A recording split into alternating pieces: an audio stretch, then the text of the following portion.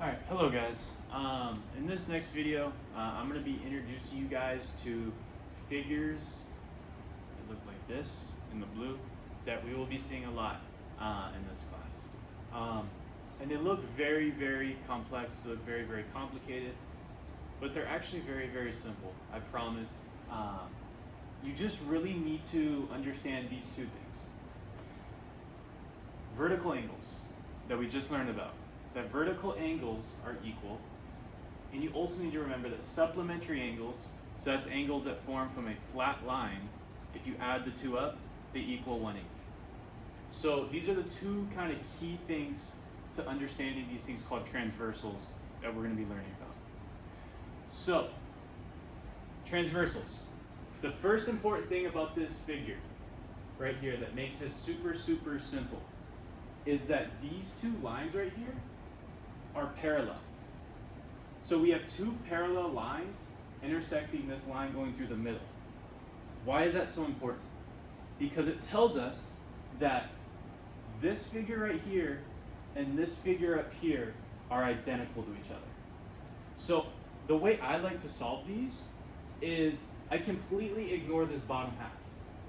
And I say, I'm just looking at this top part right here, like a set of vertical angles that we just saw a couple days ago. Ignore the bottom for now, just look at this top and solve the top.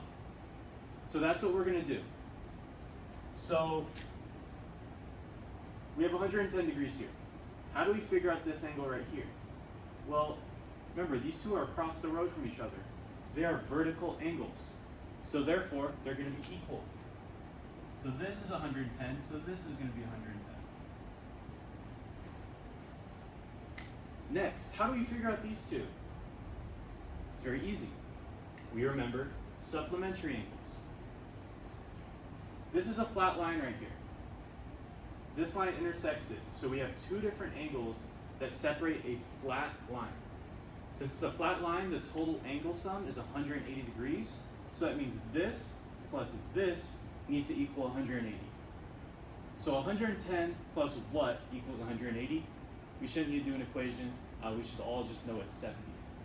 So this is 70 degrees. Since 70 plus 110 is 180.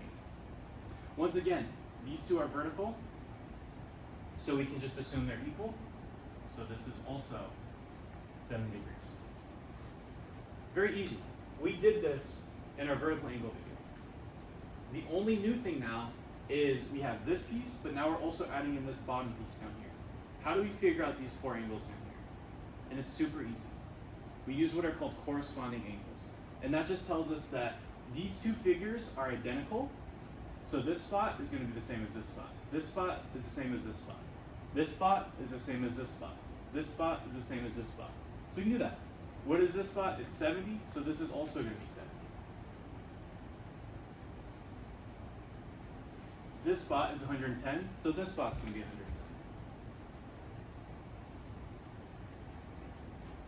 This spot's 110, so this spot's 110. Lastly, this spot is 70, so this spot's also 70.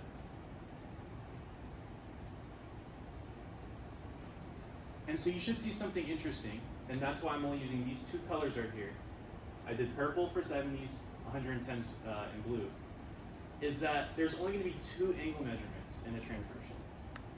So looking at this diagram from the start, there's 8 different slots we can fill in. They're all going to be either 70 or 110 in this case.